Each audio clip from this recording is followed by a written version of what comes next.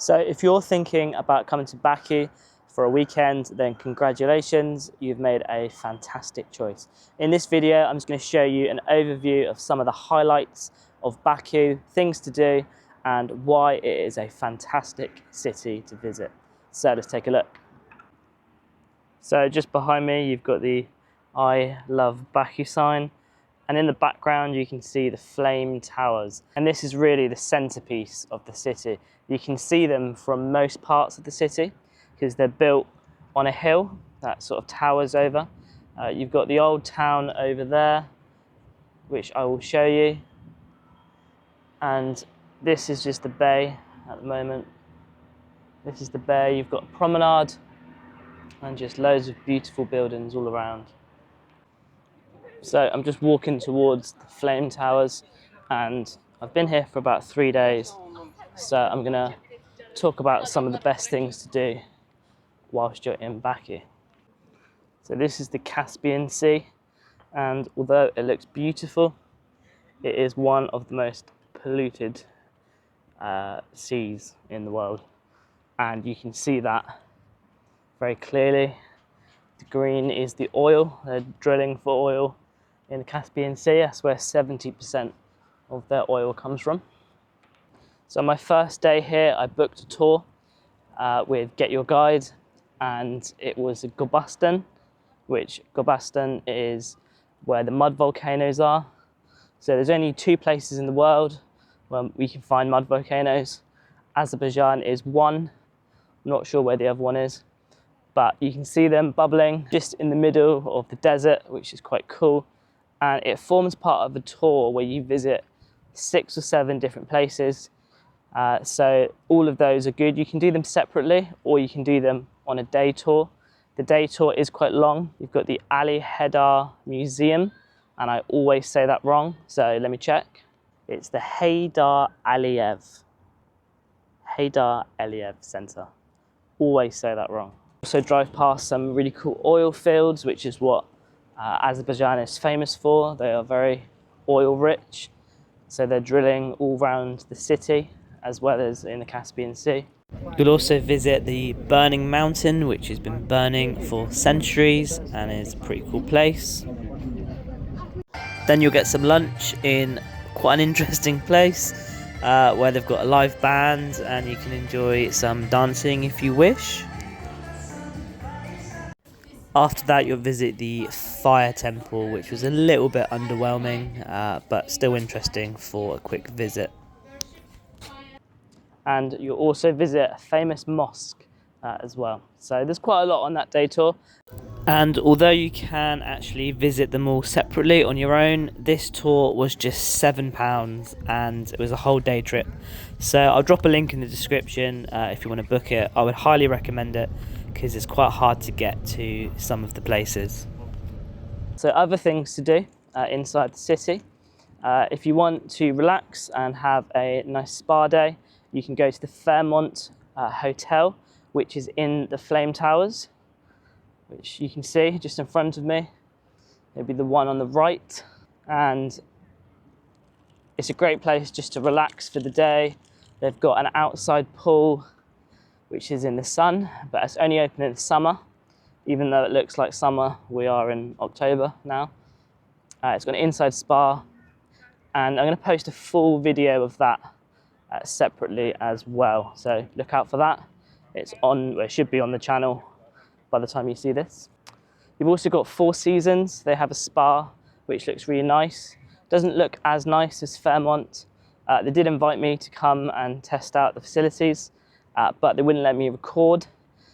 So I didn't have enough time in the end to see that. But if you go online, you can see the pictures. It's just an inside spa, which looks quite nice. There's also Hammam Bath, which I didn't go to. Slightly outside of the city. It's like a sort of natural spa that you can visit. The nightlife is quite good here. I wasn't here Saturday, but even for a Monday night, it was good. The bars were busy.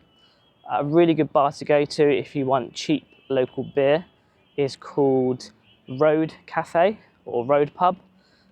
So me and a friend got 8 pints between us, and it came to under £10. So very, very good value for money. There's lots of restaurants in the old town and just outside of the old town. It's slightly more expensive in those areas, but it's not awful. So a pizza or a burger is usually about £7 to £10. Beer in the busy area is between sort of £2 to £4. So if you're just going to go for dinner and drinks, then choose the restaurants. If you're just going to go for drinks on their own, then head to Road Cafe. The weather in Baku, it does get very cold in the winter, but at the moment it is the 8th of October and it's 25 degrees and sunny, and it's been like this all 3 days that I've been here. So it's great if you want a bit of heat, especially when England gets cold. There's a carpet museum which is famous for its design, its architecture, but I don't think it's the most exhilarating place, so I'm not sure if I'm going to go inside and look at carpets. So as regards to where to stay, I decided to stay in the cheapest hostel I could possibly find, which was a mistake. That is a separate video. If you are traveling on a really balanced budget, I always try and balance the budget to keep it sort of cost effective, and I thought I won't be in the hotel much, so I just book a cheap hostel. In hindsight, I probably would have booked somewhere a bit nicer because it was an exceptionally bad hostel. But there's loads of places. If you want to stay in the Flame Hotel, it's about £200 a night, which it does seem a little bit pricey for what you get, but it is one of the most famous places in Baku. I haven't tried as much local food as I would have liked, but it's because I'm traveling to quite a few countries on this trip and I can't afford to get ill. So I always play it a little bit safe. But all the tourists that I've spoken to have said the food is fantastic. So I have tried the Azerbaijan kebabs, like chicken kebabs and beef kebabs, and they have been absolutely amazing.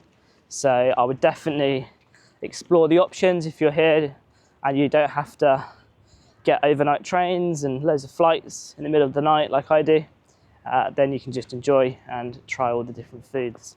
If you land in the airport, there is quite a few taxi scams, especially with Bolt. We had an experience with a taxi driver who we ordered the Bolt and he tried to quadruple the price and got quite aggressive, and then ended up turning around and going back to the airport. What the Bolt says is the actual price, but they tried to say it's per kilometre, which is ridiculous. So the safest option would be to actually get the bus, which runs 24/7 from 11 p.m. till 6 a.m. It's every 45 minutes on the hour, I think, or a quarter past the hour. I would definitely get that. It's super cheap and easy to do. And once you get to the centre, it's easier to get a Bolt that will not rip you off. It just seems to be around the airport. But the people in general here are really friendly. I don't think they get many European tourists, especially from England. A lot of people here are for work, or come here for work. So everyone's quite friendly to me, and most people are helpful if they speak English, which a fair amount of people do here in hospitality, like restaurants and hotels.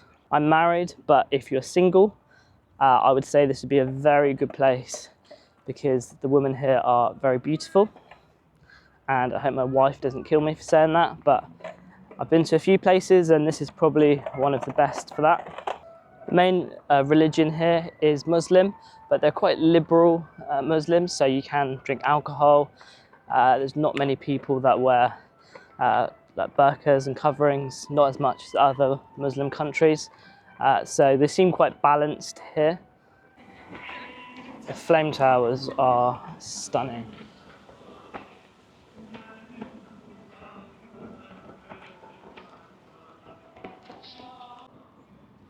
This is the bay. It's beautiful. Buildings are incredible, and they're building loads and loads of buildings. Skyscrapers, all very modern, all very different sizes and shapes. So price-wise, Baku is actually very, very affordable. The way I've kind of worked it out is whatever you think something should be in pounds, maybe if you're in London, it will be the same in manat, but 1 manat is worth about 50p. So everything just feels half price. So when I was in Fairmont Hotel, in the spa, their burger was 20 manat, which you'd think in London about £20 for a burger in a high-end place. It's about normal. But that works out to be like £9.80. So very, very affordable. So why don't many people visit Azerbaijan and Baku? I think there's a couple of reasons. The name Azerbaijan, it sounds very sort of third worldy, which it's not at all. It sounds like sort of somewhere very far away, but it's only about 4.5 hours, so about half an hour from London, about half an hour longer than Turkey. So it doesn't take that long to get there, to get here. The visa that you need, it usually puts people off, but the visa is really easy to get. You just go online, you apply for an e-visa, fill in your passport details, and in 3 days they send you the visa. I had no issues when I arrived at the border, as long as the dates match up and as long as the passport works, then passport works. As long as the passport numbers match, then it will be absolutely fine. Also, because some people have heard about the war that's going on with Armenia, I haven't seen or heard anything in Baku. People don't talk about it. It is very far away from Baku as well. It's not like the whole country is in a war, so it's very, very safe here. And the last reason, possibly because of the government. It's kind of like if you went to Dubai, it would be the same thing. You just have to abide by their laws and be careful. Don't go out and get hammered and start taking pictures of government buildings, things like that. But in general, I think it's just a nice, safe country. And I think Baku is up and coming. I think people are going to start to realise just how beautiful the place is, how easy it is to travel around, how cheap it is, and it's just a fantastic place to visit. Next to the Carpet Museum, you've also got Little Venice, which, to be fair, I wasn't actually going to bother coming to see, because I'll go to Venice if I want to see Venice. But here it is anyway. So you can see people on the boats down there, and you can just go around in a circle. So not the sort of thing I would probably spend out on, but if you'd like a nice romantic date, then you can come to Baku's mini Venice. So this is Maiden Tower. I'm lost, but I managed to find this place, so that's pretty cool. I think I found my way back to where I need to be now, which is good. So yeah, let's try and find a restaurant. I'm starving. I haven't actually been able to eat anything today. This has been busy. But wow, you can see the flame towers again, just over there.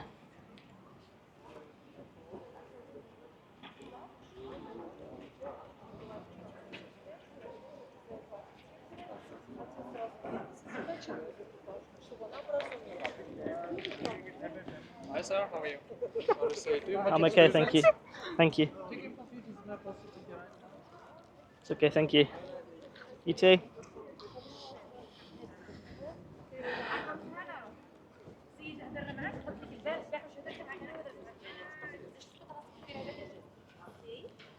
Flame towers are amazing. Back to a busy section again, which is good. So I found a place, finally. It's beautiful, very nice outside, and the prices are good. There's some chicken kebabs, like 7 or 8, beers 5, which is about £2 for a pint, which is good. So yeah, I'm gonna try some of this lovely food. My first beer in Azerbaijan.